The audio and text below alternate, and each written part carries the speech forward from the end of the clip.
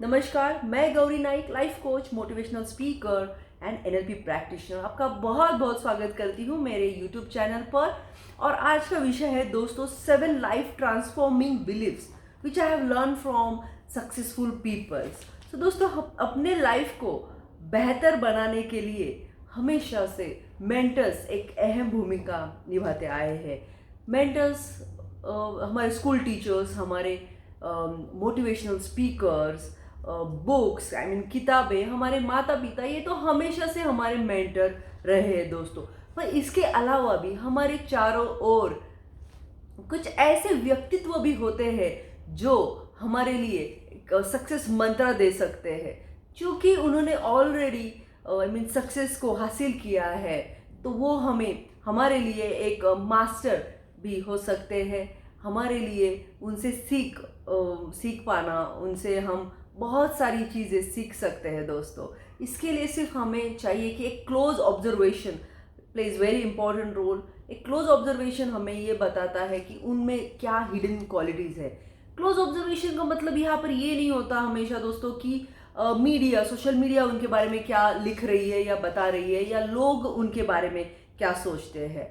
Okay, मेरी हमेशा से यह आदत रही है, मेरी हमेशा से इसमें रुचि रही है कि जो भी सक्सेसफुल लोग हैं उनकी बॉडी लैंग्वेज कैसी, वो किस तरीके से बात करते हैं, उनका बात करने का ढंग कैसा है, उनका बॉडी लैंग्वेज कैसा है, देन उनका सामाजिक योगदान कैसा रहा है, उनके अपने एथिक्स क्या है, अपने वैल्यूज़ क्या है। इन सारों को मैं ऑब्जर्व करना मुझे इसमें रुचि है दोस्तों। और यही चीज़ मेरे लिए, मेरे पर्सनालिटी में चार चांद लगाने में मुझे हमेशा से मदद करती आई है। तो दोस्तों आज मैं जिन हस्ती के बारे में बात कर रही हूँ, of course he is the great person of India, and उनके बारे में मैं जितना भी कहूँ उतना कम है दोस्तों। शायद काफ़ी सारे उनके क्वालिटीज़ ऐसे हैं जिनको मैं अभी बता नहीं पाऊँगी, पर मैं इन क्वालिटीज़ के बारे में बताऊँगी, उन बिलीव्स के बारे में मैं बताऊँगी जो मैंने उनसे सीखे हैं, और काफ़ी बदलाव मुझ में उस वजह से आया है दोस्तों। तो दोस्तों डेफिनेटली ये जो हस्ती है, is a great leader of India. और देश की कोई भी छोटी सी गली, छोटी सी गली के छोटे से एक नादान से बच्चे को भी अगर हम ये पूछते हैं कि हमारे पंतप्रधान कौन है, तो वो भी अपनी तोतली जबान में दोस्तों उनका नाम दे देगा। जी हाँ दोस्तों, मैं मोदी जी के बारे में बात कर रही हूँ। Modi ji is a great leader of course. उनका एक केस स्टडी हमारे लिए, case study in terms of wellness, health, okay, success, then ethics, then देश प्रेम, काफ़ी चीज़ें हैं। ये केस स्टडी हमारी बेस्ट केस स्टडी हो सकती है दोस्तों। और नरेंद्र मोदी जी इस सदी के सबसे पॉपुलर व्यक्ति रहे हैं, तो मैंने सोचा क्यों ना मैं उनके बारे में बताऊँ आपको। और डेफिनेटली मैं उनके राजनीतिक योगदान या फिर उनके सामाजिक योगदान, इस बारे में मैं बात नहीं करने वाली हूँ, क्योंकि उनकी जो क्वालिटीज़ है, जैसे वो उनका वक्तृत्व है, उनका एंथू है, देन उनका प्रोएक्टिवनेस है, मतलब उनके जो लीडरशिप है, काफ़ी चीज़ें, ये सारी चीज़ें आप भली भांति जानते हैं दोस्तों। पर मैं आज आपसे उनकी एनएलपी के पॉइंट ऑफ व्यू से मैं उनकी क्वालिटीज़ के बारे में बताना चाहूँगी दोस्तों। जैसे उनके जो बिलीव्स है, उनके पर्पज़ ने उनको उस ऊंचाई पर कैसे पहुंचाया, उनको वो आइडेंटिटी कैसे दिलाई, उस बारे में मैं आपसे बात करूंगी दोस्तों।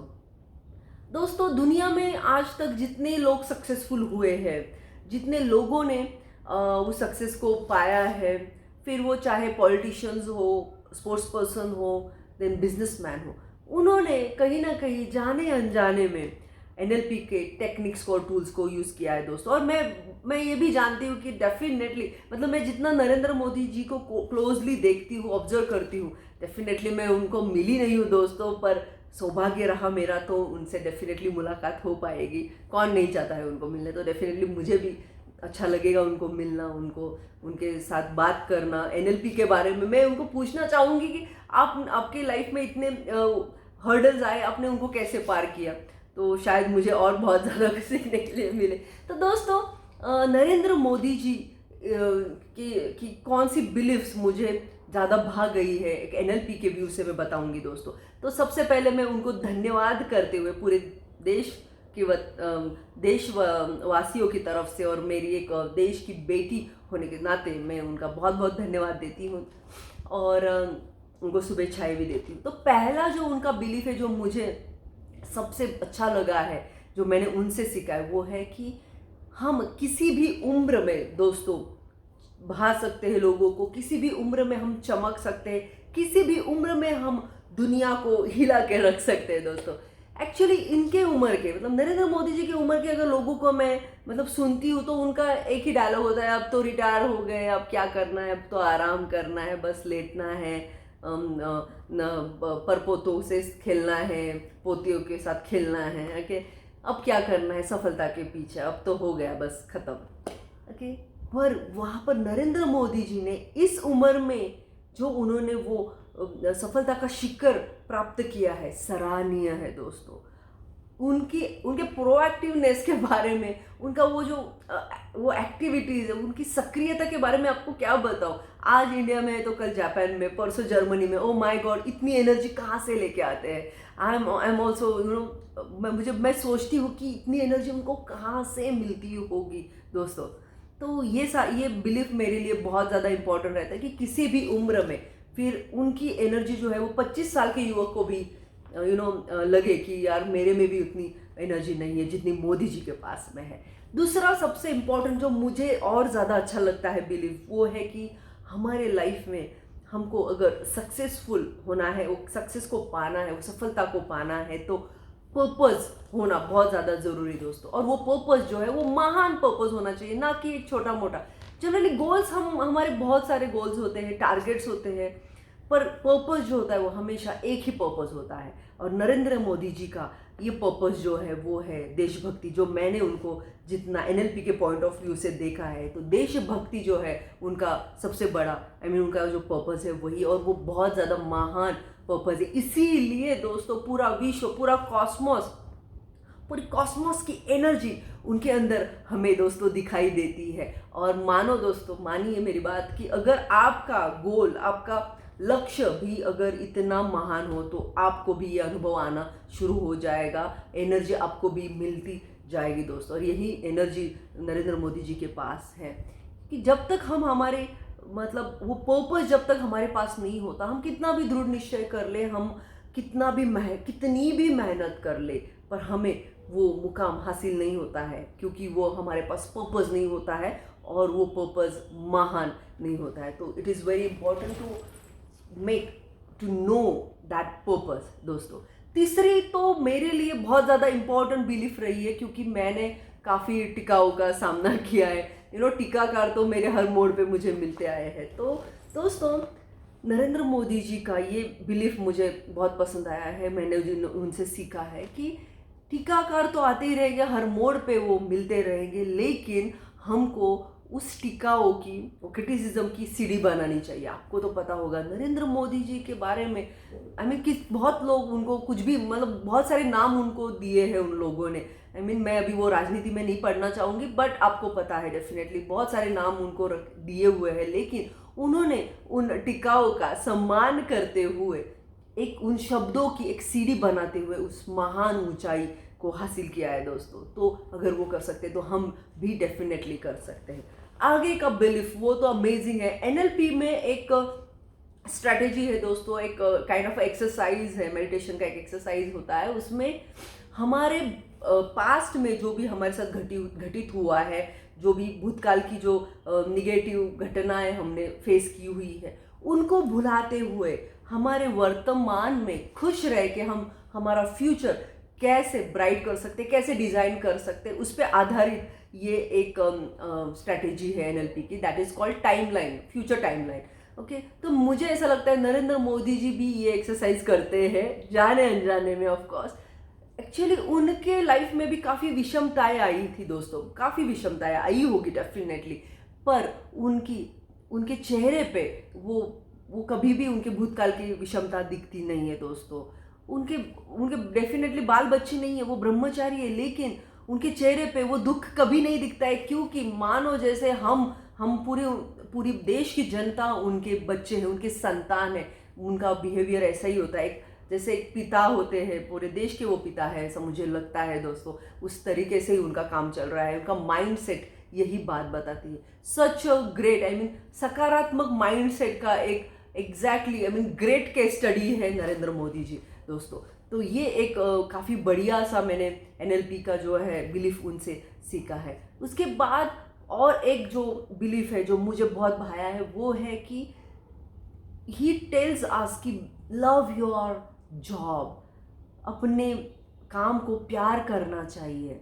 उनके हर एक काम में हमको कभी कैजुअल उनका अप्रोच नहीं दिखता है, काफ़ी सिंसियरली और कमिटेड वो दिखते हैं हमेशा उनके काम के प्रति। आज तक दोस्तों उन्होंने एक छुट्टी भी नहीं ली है, उससे ये पता चलता है वो कितने कमिटेड है, कितनी एनर्जी, कितने अजाइल है, कितने आई मीन मैं बता नहीं पा रही हूँ कि इतनी क्वालिटीज़ कैसे एक इंसान में आ सकती है।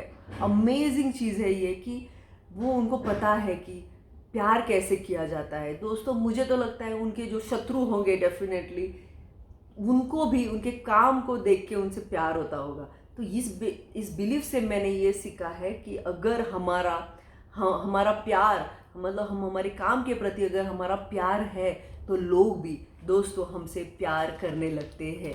तो it is the great belief which I mean got from Narendra Modi ji. उसके बाद जो बिलीफ जो मैंने देखा है कि work more than you paid, actually मतलब क्या है कि work more than you paid for means हमें जो भी सैलरी मिलती है हमारे काम से, मतलब अगर बिजनेसमैन है तो उसको मुनाफा मिलता होगा, अगर कोई जॉब करता है तो उसको सैलरी मिलती होगी, ओके।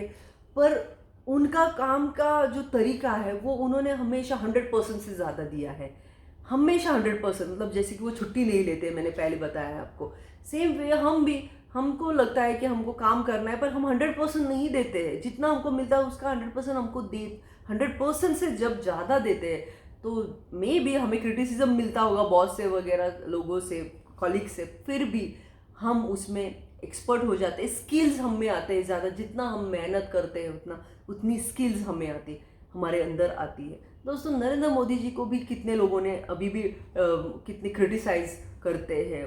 कोई लोग तो आई मीन उनके हमारे धर्म के भी नहीं है, लेकिन उनके आई मीन आपको तो पता है तलाक भी उन्होंने किया। एक्चुअली मैं राजनीति इसमें नहीं लाना चाहती हूँ। उनको काफ़ी बड़ा मॉब है जो उनका क्रिटिसाइज़ करता है, फिर भी उनके लिए भी वो काम करते हैं। वो ये नहीं सोचते कि ये हमको टिका करते तो मैं उनके लिए क्यों करूँ, नहीं, वो सबके लिए करते हैं। पूरा 100% से उन्होंने हमेशा से ज़्यादा दिया है। ये हमको सीखना चाहिए कि हमको हमेशा 100% से ज़्यादा देना है दोस्तों। उन्होंने ये भी दिखाया है हमें, और एक बिलीफ जो है कि किसी भी उम्र में हम एक हेल्दी रह सकते हैं, एक हेल्दी लाइफ जी सकते हैं दोस्तों। किसी भी उम्र में लोगों को हम अपना दीवाना बना सकते हैं। आपको तो पता है कहीं पे भी वो जहाँ पर जाते हैं भाषण देने के लिए तो भीड़ लग जाती है, लोगों की लाइनें लग जाती है।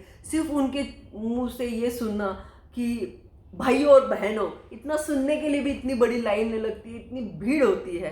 पुणे में भी वो जब आए थे, मैं कितना 5 किलोमीटर दूर, वहाँ पर इतनी गर्दी थी, बाप रे बाप रे, मैं नहीं जा पाई। पर मैंने सिर्फ उनका भाइयों और बहनों सुना और and I felt oh my God, क्या बढ़िया है, कान में तो जैसे अमृत घुल गया हो। So it is like that कि उनके इस उम्र में भी लोग, मतलब यूथ के दिलों पे वो राज कर रहे हैं।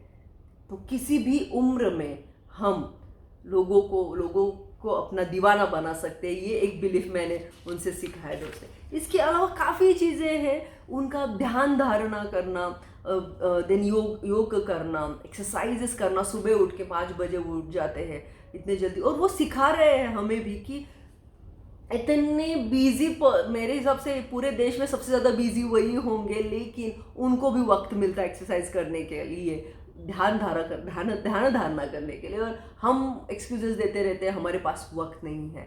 और ये हमको वो सिखा रहे हैं, सिर्फ बता नहीं रहे हैं, ओके। सुबह उनका नेचर वॉक मैंने देखा था, वो पंछियों को जो खिलाते हैं दाना, आई मीन मोरों को वगैरह, मोर को, अमेजिंग, मानो कि जैसे वो उनसे बात कर रहे हैं, वो पेड़ पौधों से बात करते हैं नेचर वॉक में, ऐसा मुझे वो प्रतीत होता है उनके चेहरे से, उनके एक्सप्रेशन से कि वो ये सब कर रहे हैं।